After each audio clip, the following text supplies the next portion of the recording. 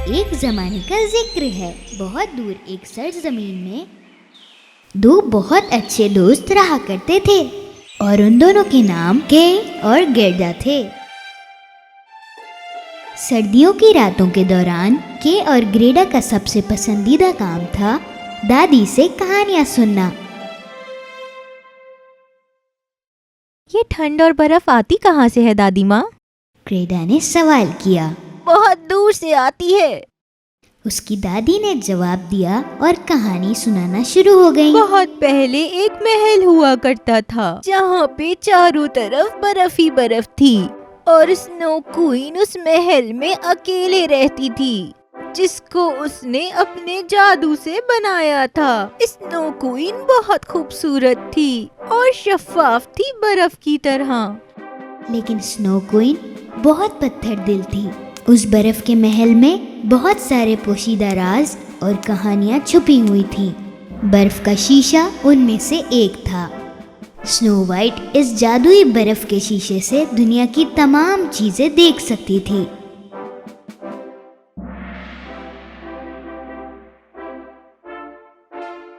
और उसी वक्त ग्रेडा को ऐसा लगा कि स्नो क्वीन उसे खिड़की से देख रही है। के दादी माँ, वहाँ देखें, स्नो क्वीन हमें खिड़की से देख रही है। अरे कोई बिल्ली होगी सर्दी से परेशान। दादी माँ, स्नो क्वीन सच में यहाँ आ सकती है? आने दो उसे, मैं उसे फौरन चिमनी में डाल दूंगा और वो पिघल के पानी पानी हो जाएगी। अपने बर्फ के शीशे से देखते हुए स्नो क्वीन ने वो सब सुन लिया जो के ने कहा। तो तुम मुझे चिमनी में डालोगे और पानी बनाओगे?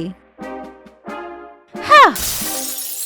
मेरे शीशे के टुकड़ों, जाओ मेरे जादू से उस लड़के को ढूंढ के लाओ। उसकी आंखें और दिल मुझे लाके दो। उसकी नजर में बुराई भर दो और उसके दिल से प्यार को निकाल दो। ये मेरा हुक्म है।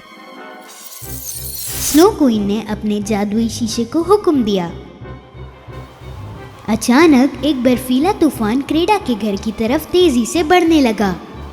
बर्फ के टुकड़े तेजी से ग्रेडा की तरफ बढ़ने लगे। ये देखने के लिए कि बाहर हो क्या रहा है, के ने खिड़की खोली और ग्रेडा फौरन से चिल्लाई, के रुको। लेकिन अब बहुत देर हो चुकी थी। मेरी आँख में कुछ चला गया है। उफ, मेरा दिल, ये क्या हो रहा है? स्नो क्वीन के जादुई शीशे ने अपना काम कर दिया था। के की आंखें उन टुकड़ों से टकरा चुकी थीं और के यकायक तब्दील हो गया था। ग्रेडा ने पूछा कि तुम्हें क्या हो गया है, तो के चिल्लाकर बोला, कुछ नहीं हुआ, मैं ठीक हूँ, अकेला छोड़ दो मुझे। ये एक अजीब सी बात थी क्योंकि के ने कभी भी ग्रेडा से इस तरह बात नहीं की थी। ग्रेडा समझ नहीं पा रही थी कि के ऐसा कर क्यों रहा है। के का यही बर्ताव कल सुबह तक चलता रहा।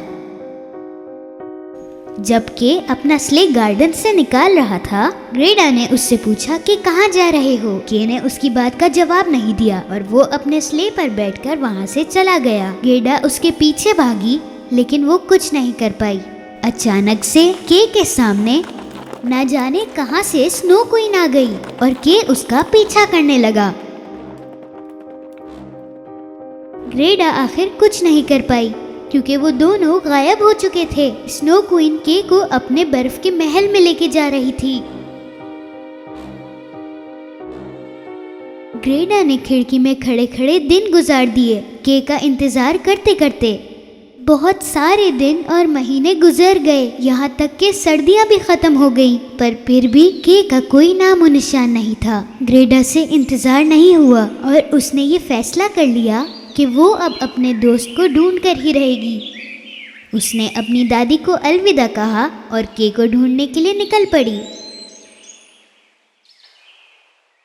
बहादुर ग्रेडा ने रास्ते में हर एक परिंदे से पूछा कि शायद उन्होंने के को देखा हो। आखिरकार वो एक नदी के पास आ पहुंची। उसने इधर उधर देखा और देखा कि आसपास कोई नहीं है जिससे वो के बारे में पूछ सके। उसने नदी से भी पूछा लेकिन उसको जवाब नहीं मिला। इतने में एक कबूतर उसके पास आकर बोला, दरिया के पास तुम्हें तुम्हारा जवाब जरूर मिलेगा, पर पहले तुम्हें उसे एक तोहफा देना होगा। ग्रेडा ने अपना पसंदीदा नेकलेस निकाल के नदी को गिफ्ट दे दिया। अचानक से एक मौजज़ा हुआ और न जाने कहां से एक कश्ती सामने आ गई। ग्रेडा ने सोचा कि नदी को उसका गिफ्ट पसंद आया और नदी ने उसको बदले में गिफ्ट दिया है। ग्रेडा की कश्ती पे चढ़ते ही कश्ती खुद ब खुद चलने लग गई और उसी वक्त एक कौवा उसके आसपास घूमने लगा, जैसे वो कुछ बताने की कोशिश कर रहा हो। ग्रेडा उसके पीछे पीछे चलने लगी और वो पहुंचे एक बर्फ के समंदर में। बर्फ के बिल्कुल बीच में वहाँ पे एक बहुत पुराना समुद्री जहाज खड़ा था। उस पे कौवा जाकर बैठ गया। ग्रेडा उसका पीछा करते करते समुद्री जहाज पर चढ़ गई। तो इसके जरिए मैं स्नो क्वीन तक जा सकती हूँ। अचानक कुछ डाकू वहाँ आ गए। उनमें से एक डाकू से ग्रेडा ने बात की। तुम वहाँ जाओगी जहाँ हम जाएंगे और हम जाएंगे कहीं भी नहीं। उसी वक्त स्नो क्वीन ये कोशिश कर रही थी कि वो के की सारी याददाश्त गायब कर दे। काफी कुछ तो के भूल चुका था, पर ग्रेडा उसकी सोच से नहीं जा रही थी। ग्रेडा, ओ ग्रेडा, बहुत जल्द तुम्हारा दिल भी ठंडा कर दूंगी, फिर तुम्हें भी कुछ याद नहीं रहेगा। जब ग्रेडा ने अपने दोस्त के बारे में उस लड़की को बताया, तो डाकू लड़की ने ग्रेडा से कहा कि तुम अपने दोस्त को अब भूल जाओ, क्योंकि स्नो वाइट से बचना बिल्कुल नामुमकिन था। मैं नहीं भूल सकती, मुझे के को ढूंढना है। ग्रेडा ने ऐसा कहा। डाकू लड़की को ग्रेडा की बातें बिल्कुल समझ नहीं आई और वो चाहती थी कि ग्रेडा यहाँ रहकर उसके साथ दोस्ती कर ले, लेकिन ग्रेडा को अपने दोस्त को जल्द अज जल्द ढूंढना था। मैं उसको ढूंढने के लिए कुछ भी कर सकती हूँ। क्योंकि उसकी कोई दोस्त नहीं थी, डाकू लड़की को ग्रेडा की ये जिद बहुत पसंद आई और ग्रेडा की मदद करना चाहिए। अगले दिन की सुबह डाकू लड़की ने ग्रेडा को एक रेनडियर ला के दिया। ये रेनडियर पूरे बर्फ के सल्तनत का सबसे तेज रेनडियर था और डाकू लड़की ग्रेडा के साथ रास्ता दिखाने जा रही थी। मुझसे वादा करो कि तुम उस चुड़ैल को नहीं छोड़ोगी और तुम हमारी शिप को भी बचाओगी। मैं वादा करती हूँ कि मैं ऐसा ही करूँगी। ग्रेडा ने ऐसा कहा। रेनडियर को चलाते हुए ग्रेडा अपनी मंजिल तक जा रही थी। उसके दिमाग में ये चल रहा था कि वो स्नो क्वीन को हराएगी कैसे। काफी लंबे सफर के बाद वो नॉर्थ पोल तक आ पहुंचे। वहाँ उन्हें एक बूढ़े अंकल मिले। तो आखिरकार तुमने शीशा तोड़ ही दिया। ग्रेडा को समझ नहीं आया कि उन्हें शीशे के बारे में कैसे मालूम था, पर वो जानती थी कि वो सही जगह पर आई है। इसीलिए उसने अपना शीशा निकाला और बूढ़े अंकल को दिखाया। क्या इस शीशे के जरिए मैं उसे खत्म कर सकती हूँ? ये एक जादुई शीशा है। ये सच बताता है, सब कुछ सच बताता है, अगरचे ये छुपा हुआ क्यों ना हो, चाहे कितना ही नीचे क्यों ना हो। क्योंकि सच्चे प्यार के अलावा कोई भी चीज ताकतवर नहीं होती, तो पूरी दुनिया प्यार का साथ देने लग जाती है। ग्रेडा को मालूम हुआ कि स्नो वाइट कौन थी। बूढ़े अंकल की मदद से अगर वो स्नो क्वीन को सच बता दे तो वो उसे हरा देगी, क्योंकि असल में बहुत पहले स्नो क्वीन बहुत अच्छी लड़की थी, खुशियों से भरी। जहाँ भी वो हाथ रखती वहाँ फूल उगना शुरू हो जाते थे और उसकी आंखें सूरज से भी ज्यादा चमकती थीं। और उसका नाम था लीला। लेकिन सबको ऐसा लगता था कि वो छोटी चुड़ैल है, इसीलिए ना कोई उससे बात करता ना उसके साथ खेलता। और लीला अब खुश नहीं रहती थी। वो सब चीजों और सब लोगों को नापसंद करने लगी। और एक दिन उसने एक दुआ करी, जो भी मुझे छुएगा वो बर्फ बन जाएगा। और फिर उसने एक बर्फ का महल बनाया और उसके अंदर रहने लगी। पूरी दुनिया से दूर। ना उसके पास कोई खुशियाँ थी और ना ही कोई दोस्त। ग्रेडा आखिरकार स्नो क्वीन के महल में आ पहुंची। उसने अंदर अपने दोस्त के को देखा और देखा कि वो बर्फ से कुछ बना रहा है। तुम यहाँ हो, मैंने तुम्हें ढूंढ लिया। के, मैं हूँ ग्रेडा, क्या तुम्हें याद नहीं? के ने ग्रेडा की तरफ देखा पर वो उसको पहचान नहीं पाया। हा, उसका दिल यहाँ की हर एक चीज की तरह बर्फ का बन चुका है। ग्रेडा ने स्नो वाइट की बात अनसुनी कर दी। उसे जाने दो, वो अब मेरा गुलाम है और मैं तुम्हें भी बर्फ का बना दूंगी। नहीं, तुम ऐसा नहीं करोगी। के, I love you। के को हल्के हल्के सब कुछ याद आने लगा। ग्रेडा, हाँ मुझे याद आ गया। गुस्से से स्नो क्वीन ने अपनी छड़ी जोर से घुमाई और उससे निकली एक खतरनाक बर्फ। तभी ग्रेडा ने अपना शीशा निकाला और वो बर्फ शीशे से टकराकर गायब हो गई। यही वो वक्त था। स्नो क्वीन ने ग्रेडा के शीशे में देखा। उसने देखा कि शीशे में स्नो क्वीन नहीं बल्कि ये चेहरा एक खूबसूरत छोटी बच्ची का था। ये चेहरा लीला का था। अचानक से एक मौजज़ा हुआ और स्नो क्वीन दोबारा से लीला बन गई। तुम्हारा बहुत शुक्रिया। अब मैं जान गई हूँ कि मैं असल में कौन हूँ। अब मैं आजाद हूँ। अलविदा। के और ग्रेडा एक दूसरे को देखकर मुस्कुराने लगे। अब से वो हमेशा साथ रहेंगे, एक साथ बड़े होंगे, उन दोनों के फूलों की तरह जो उनके सहन में लगे हुए हैं।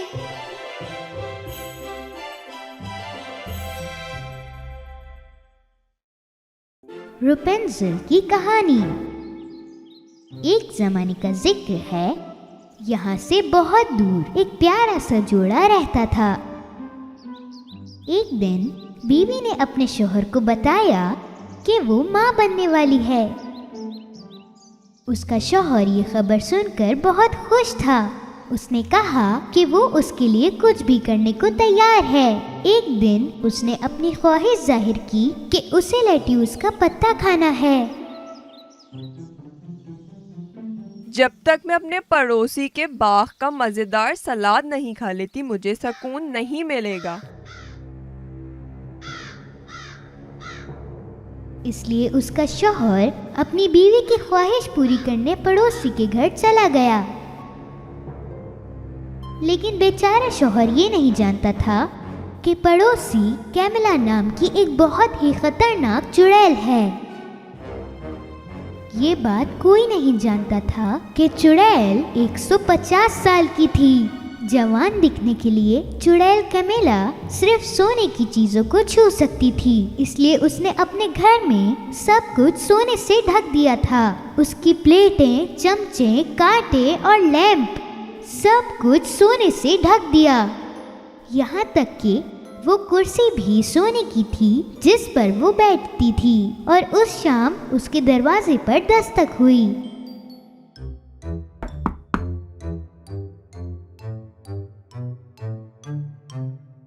ये उनका पड़ोसी था जो अपनी बीवी के लिए कुछ लेट्यूस के पत्ते मांगने आया था। कैमिला ने कहा कि वो बागीचे से जितना चाहे उतना लेट्यूस ले सकता है, लेकिन एक शर्त पर। अगर तुम्हारे बच्चे के बाल सुनहरी हुए तो मैं इसे लूंगी, वो बच्चा मेरा होगा। शौहर को समझ नहीं आ रहा था कि वो क्या करे, लेकिन उसने उस चुड़ैल की बात मान ली और उसने दुआ की कि उसकी बच्ची के बाल सुनहरे ना हों। लेकिन कुछ दिनों बाद उनके घर एक बेटी पैदा हुई, सुनहरे रेशमी बालों के साथ। उन्होंने उसका नाम रेपुंज़ेल रख दिया।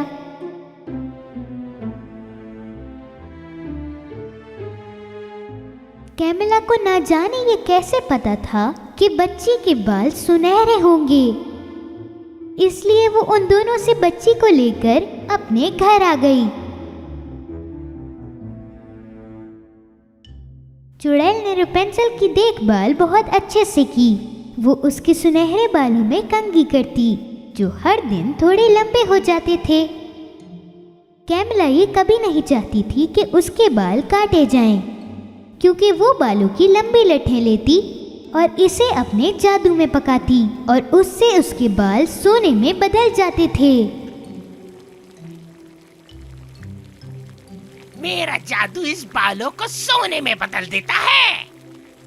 अब मैं अच्छी जिंदगी जीऊंगी। गहरे जंगल में कैमिला ने एक बड़ा लंबा टावर बनाने के लिए अपने जादू का इस्तेमाल किया, रेपेंसिल को कैद कर रखने के लिए, ताकि उसके बाल महफूज रहें। टावर के अंदर सीढ़ियां भी नहीं थीं, ये सिर्फ एक छोटा सा कमरा था, बस एक खिड़की के साथ। रेपेंसिल 18 साल तक अकेले इस कमरे में बड़ी हुई, सिर्फ कैमिला से मिलते हुए।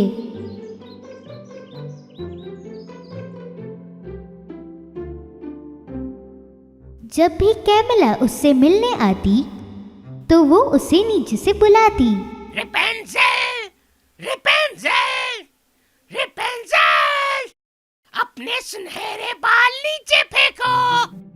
रेपेंसिल अपने बालों को खिड़की से नीचे फेंकती और कैमिला उसके ऊपर चढ़ जाती और उसे पकड़कर टावर तक आ पहुंचती। माँ, इस टावर में सीढ़ियाँ क्यों नहीं हैं? मैं जमीन पर कदम क्यों नहीं रख सकती? मुझे फूलों और जानवरों के साथ खेलना है।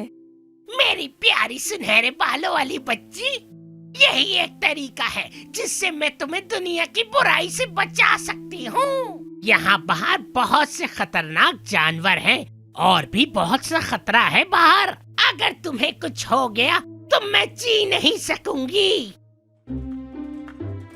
एक दिन गांव का सबसे खूबसूरत शहजादा रॉब, जो उसी दिन पैदा हुआ था जब रेपेंसिल पैदा हुई थी, वो अपने घोड़े को जंगल में सवारी के लिए ले गया। जंगल में शहजादे को एक गाने की आवाज आई और वो रुक गया। ये आवाज कितनी खूबसूरत आवाज है।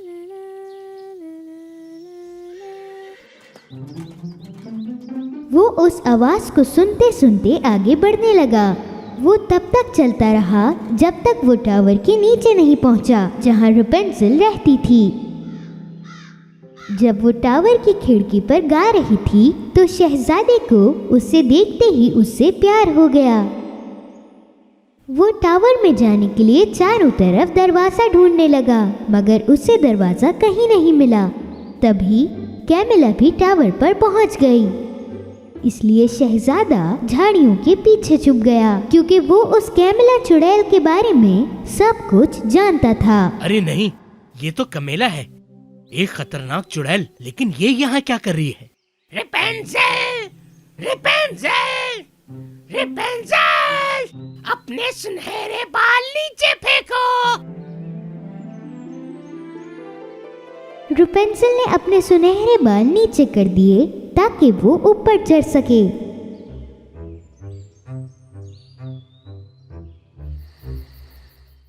अगले दिन शहजादा टावर पर फिर से आया। वहां पहुंचकर उसने चुड़ैल की आवाज की नकल करते हुए टावर पर आवाज लगाई, रेपेंसिल, रेपेंसिल, अपने सुनहरे बाल नीचे डालो। रेपेंसिल ने सोचा कि आवाज कुछ अजीब लग रही है, लेकिन उसने फिर भी बालों को नीचे फेंक दिया। शहजादा रॉब जल्दी से उसके ऊपर चढ़ गया, क्योंकि उसको वो गाना गाने वाली आवाज को ढूंढना था। ये तो काफी मुश्किल चढ़ाई है। रेपेंसिल ने जब उसे देखा तो वो घबरा गई। आप कौन हैं और आप यहाँ कैसे आए? मैं शहजादा रॉब हूँ। मुझे लगा कि तुम मुसीबत में हो, उस चुड़ैल और इस सीढ़ियों की वजह से। ओ नहीं, मैं रेपेंसिल नहीं हूँ। मैं आपको नहीं जानती। मेरी माँ कहती है अजनबी खतरनाक होते हैं। ओह नहीं, आप यहाँ से चले जाइए। फिक्र नहीं करो, मैं कोई खतरनाक जानवर या तुम्हारा दुश्मन नहीं हूँ। मैंने बस तुम्हारी खूबसूरत आवाज सुनी और देखना चाहता था कि आखिर वो चुड़ैल करती क्या है, इसलिए मैं यहाँ आया हूँ। शहजादी की बातों ने रेपेंजल के दिल को नरम कर दिया और अब रेपेंजल को उससे डर बिल्कुल नहीं था। क्या तुम बाहर घूमने, बाहर के नज़ारे देखने और खूबसूरत जानवरों से मिलने मेरे साथ इस टावर के नीचे जाना चाहोगी? रेपेंजल सालों से बाहर जाने की कोशिश कर रही थी, इसलिए उसने शहजादी की बात को फौरन मान लिया और उसके साथ जाने के लिए तैयार हो गई। मेरे पास एक प्लान है जिससे हम दोनों टावर से नीचे जा सकते हैं। अगले दिन चुड़ैल कैमिला टावर पर पहुंची। वो रेपेंजल को बुलाने ही वाली थी कि तभी उसने लंबे सुनहरे बालों को पहले से ही नीचे देखा। मुझे लगता है उसने मुझे आते हुए देख लिया होगा, इसीलिए पहले से बाल लटका दिए। कैमिला टावर के ऊपर चढ़ने लगी, लेकिन तभी उसने एक घोड़े की आवाज सुनी। उसने सोचा कि कोई आसपास हो सकता है, लेकिन वो इन सब में पड़ना नहीं चाहती थी, इसलिए वो चढ़ती रही क्योंकि वो जल्द से जल्द रेपेंजल के पास जाना चाहती थी। जब वो रेपेंजल के कमरे में पहुंची तो वो हैरान हो गई। रेपेंजल अब वहां नहीं थी। उसने अपने बाल काट लिए थे और टावर से भाग गई थी। मेरा सोना, मेरा सोना, मेरा सोना चला गया। अब मैं क्या करूंगी? रेपेंजल! रेपेंजल ने अपने बाल काट लिए थे और टावर की दीवार से बांध दिए थे ताकि वो और शहजादा एक साथ नीचे उतर सकें। कैमिला ने अकेले टावर में थक हार कर रेपेंजल के कटे हुए बालों को छुआ। नहीं, नहीं, नहीं, नहीं! ये अब काम नहीं करेगा क्योंकि बाल कटे हुए हैं। बालों को सोने में तब्दील करने के लिए जड़ें होनी चाहिए। और उसी वक्त शहजादा रॉब और रेपेंजल शहजादे के महल में जा पहुंचे और शहजादे ने सब बताया अपने माँ बाप को, यानी बादशाह और महारानी को। बादशाह ने कहा कि उन्होंने एक किसान और एक बूढ़ी औरत से रेपेंजल का नाम सुना था, तो शहजादा फौरन ही रेपेंजल को उसके घर में उसे ले गया। उन्होंने बताया कि उन्होंने रेपेंजल नाम का बच्चा खोया है। जैसे ही उसके गरीब माँ बाप ने दरवाजा खोला और रेपेंजल को देखा, उन्होंने उसे पहचान लिया। मेरी बेटी, मेरी प्यारी बेटी, तुम हमें मिल गई। भयानक चुड़ैल तुम्हें हमसे दूर ले गई थी। इतने साल हो गए, लेकिन आखिरकार तुम घर आ ही गई बेटी। हम ही तुम्हारे असली माँ बाप है बेटी। रेपेंजल अपने असली माँ बाप से मिलकर बहुत खुश थी। और आपको क्या लगता है कि कैमिला का क्या हुआ होगा, जो बिना किसी सोने के टावर में रह गई थी?